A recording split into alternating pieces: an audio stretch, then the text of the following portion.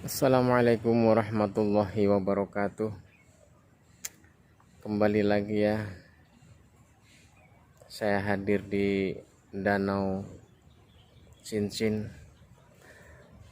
untuk mengungkapkan keprihatinan ya, karena dampak dari COVID yang belum tahu kapan kelarnya ini ya.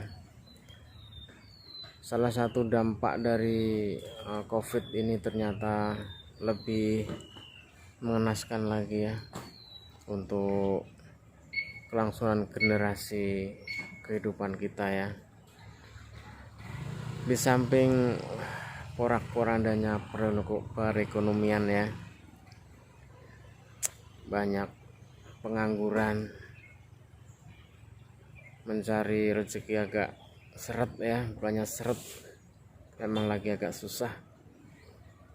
Tapi dampak yang lebih memprihatinkan ya, ternyata tingkat perceraian di masa COVID ini meningkat tajam ya. Ambil contohnya aja di daerah Bandung, Jawa Barat ya.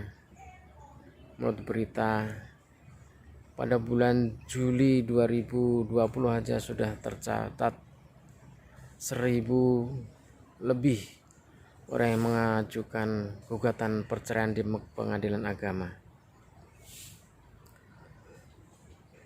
Pengadilan agama pun sempat kewalahan ya untuk melayani orang-orang yang akan mengajukan perceraian ya.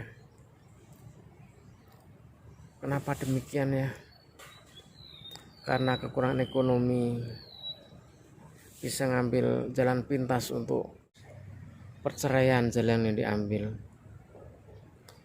Bukankah akan menambah kerumitan ya? Menghadapi keadaan begini berdua aja susah, apalagi kita mengambil jalan masing-masing ya. Belum lagi dampaknya terhadap anaknya. Maksudnya kita harus mikir matang-matang ya sebelum mengajukan gugatan perceraian ya, karena dampaknya terhadap anak itu sungguh luar biasa.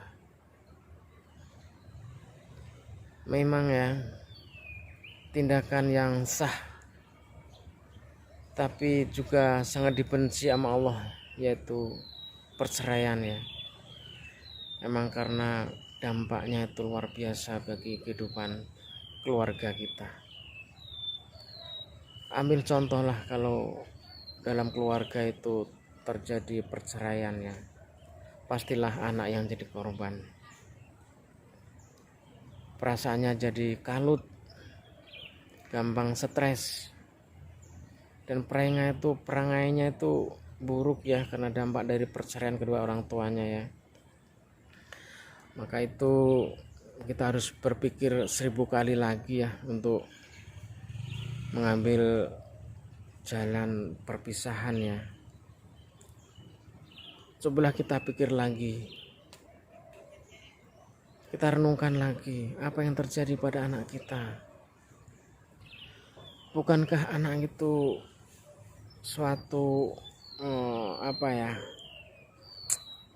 amanah yang Allah berikan kepada kita ya, yang harusnya kita didik, kita sayangi ya dengan kedua orang tuanya ya.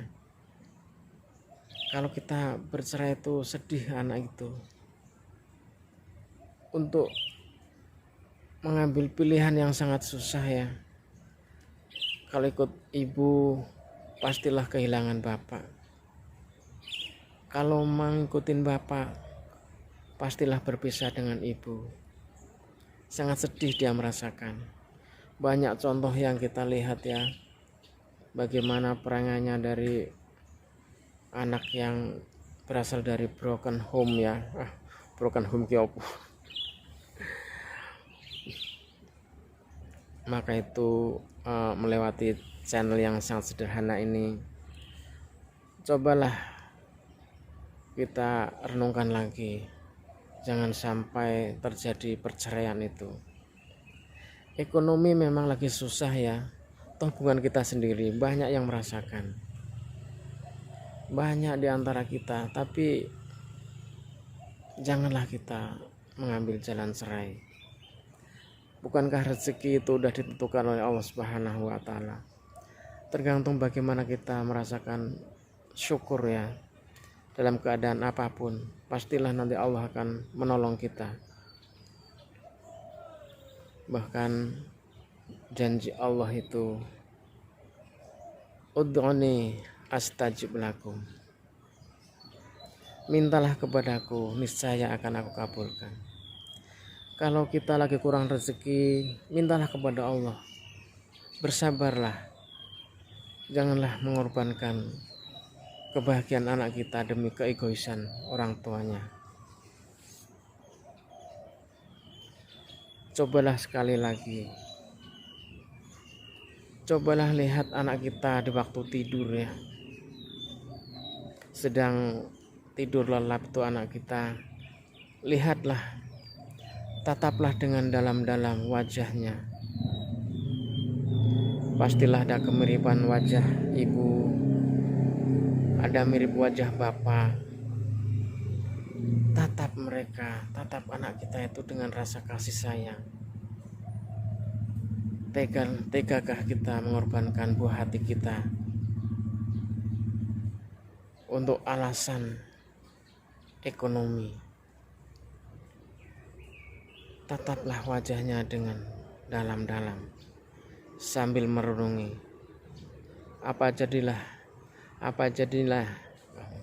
belepotan rek. Bagaimana jadinya kalau anak kita tinggalkan karena perceraian ya.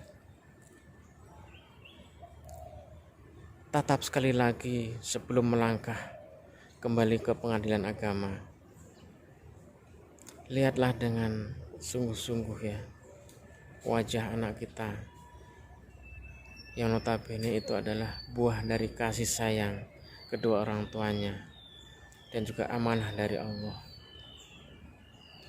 Pasti Allah itu udah menjamin rezekinya ya. Tergantung kita sendiri. Kita harus sabar, tawakal, dan terima segala cobaan yang terjadi selama ini.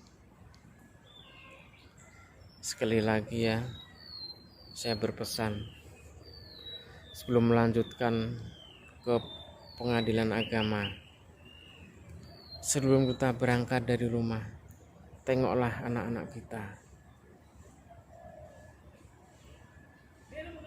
Bagaimana perasaan anak kita nanti kalau terjadi perceraian? Kalau bisa, urungkanlah niat untuk bercerai dengan suami atau istri kita. Ingatlah dulu yang memang pasangan kita itu udah pilihan kita sendiri.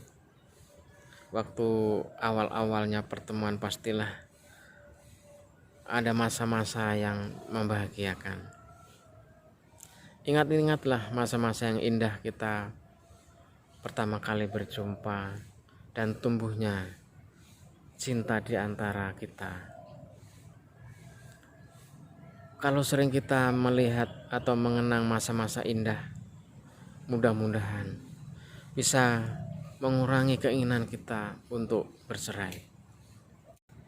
Dan ingat pula lah, di antara benih kasih sayang kita dengan pasangan itu telah dianugerahkan yang namanya anak. Sebuah amanah yang dari Allah dititipkan kepada kita dan akan dimintakan pertanggungjawaban kelak yang harus kita didik dengan penuh kasih sayang. Yang harusnya anak kita tumbuh berkembang di sebuah keluarga yang harmonis, tentulah sangat membahagiakan bagi anak. Untuk itu sekali lagi ya, saya berpesan pada orang-orang yang telah mengajukan atau mendaftarkan gugatan cerainya ya, urungkanlah saudaraku. cabutlah gugatan itu. Renungkanlah kembali, kita hadapi dengan pasangan kita keadaan yang susah, yang sulit ekonomi ini. Pastilah akan ada jalan keluar. Pastilah Allah itu mengembari cobaan pada umatnya. Tak mungkin di luar kemampuan bagi umatnya untuk menghadapinya. Maka itu sekali lagi, yuk kita bangun kebahagiaan bersama pasangan kita. Urungkanlah berniat untuk bercerai. Kembalilah hidup bahagia walaupun keadaan emang lagi susah. Terimalah cobaan ini dengan lapang dada.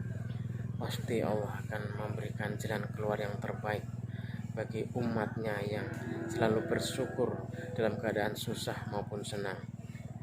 Demikian, Assalamualaikum warahmatullahi wabarakatuh.